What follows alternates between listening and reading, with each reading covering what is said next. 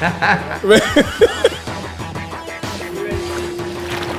right, everybody tense up!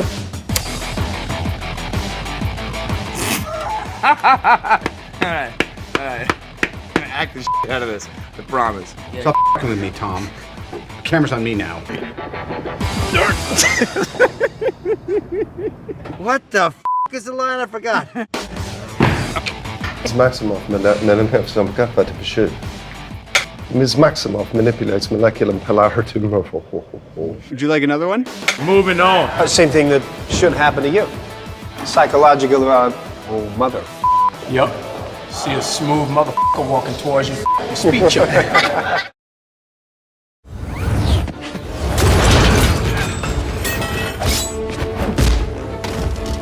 Great. Cap, heads up! Throw it at this. Now! Oh, come on! Oh, man, I thought it was a water truck. Sorry. All right, now I'm pissed. Is this part of the plan? Well, my plan was go easy on him. You want to switch it up? It's all right. Come on!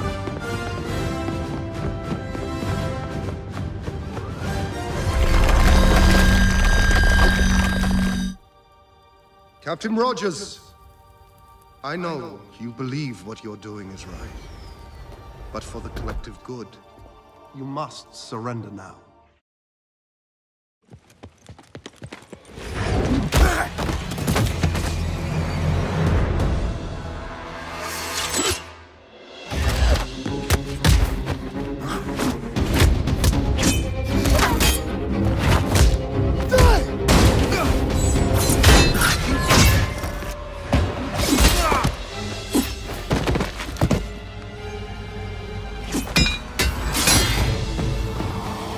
Sam, southwest rooftop. Who the hell's the other guy? About to find out.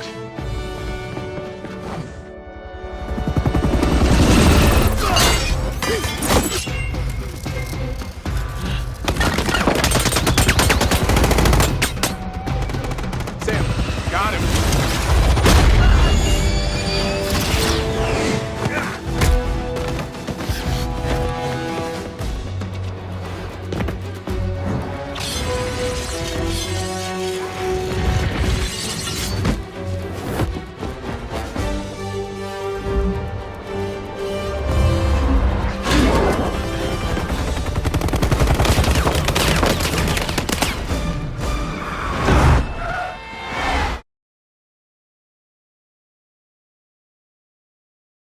We need to plan something for Carl's birthday next week.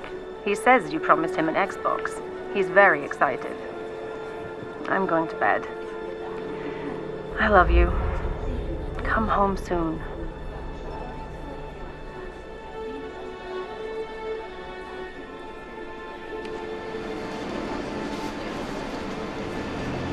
Vous êtes Monsieur Broussard? C'est moi, enchanté. Yes. While a great many people see you as heroes, there are some who would prefer the word vigilantes.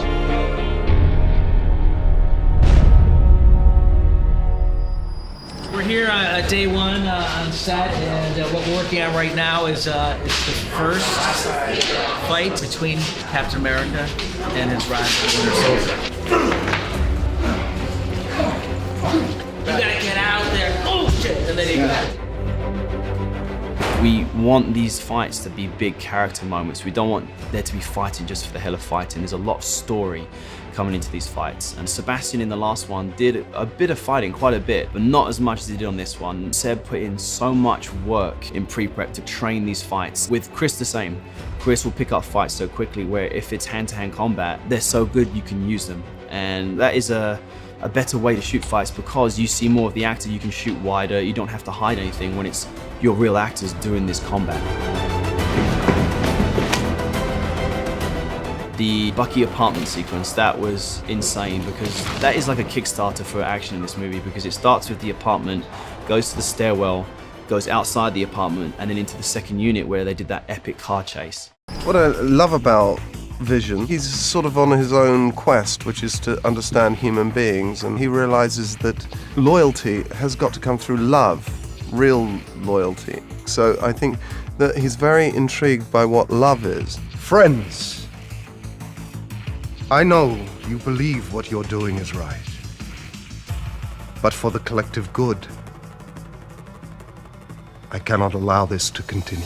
He's trying to get both sides to behave in a manner that's acceptable and move forward in a very logical way. It's complicated by the fact that he is starting to experience affection for Scarlet Witch. Spirits lifted. Which is something from the books that's a great arc for him. The way that they've intelligently linked them is that they're powered from the same source. So wherever she gets her powers actually came from the same stone that gives him his whole life. Miss Maximoff manipulates molecular polarity, allowing her to alter reality. I'm a little harder to explain. I was really excited when I read the script. I didn't really know where they were going to take it because the playing field was so open they could have done anything with the character. What was fun about the script was that when you were reading him, you never knew where he was going to swing, which side of the fence. He might become the Winter Soldier, he might be Bucky Barnes. So there was a lot of playing room there, and that was fun. More kills than anyone in Hydra history, and that was before the serum. So much of the Civil War story is told from Captain America's point of view. We've brought in Tony Stark to showcase that other side of that argument, and it's really the two of them and the people that team up with them. But at the same time, we thought it would be fun to introduce a third side, to introduce a character that audiences have wanted us to introduce for many, many years, who comes in and is really not agreeing with either side in particular and can represent sort of fresh eyes to see Tony's side of the argument, to see Cap's side of the argument, and frankly, to not necessarily care about either side of those arguments because he has his own agenda, and that's T'Challa, the Black Panther.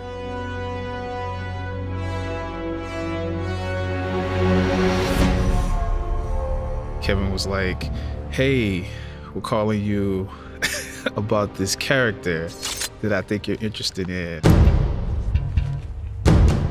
I think you know who I'm talking about. And I said, yeah, I think so. Like, are you interested in playing him? Yes. It was really that simple. Chadwick is a really smart, interesting, dynamic guy. I think Marvel is so consistent at bringing on such fine actors. It really feels like he's added to this group. Right, yeah, that was good. And his presence on set, I think, raises the stakes a little bit for everybody. Growing up, I was a Black Panther fan. To see Black Panther come to life is really kind of like a dream come true. Chad gives him a great energy. He gives him a great confidence, a stoicness that I feel that character needs.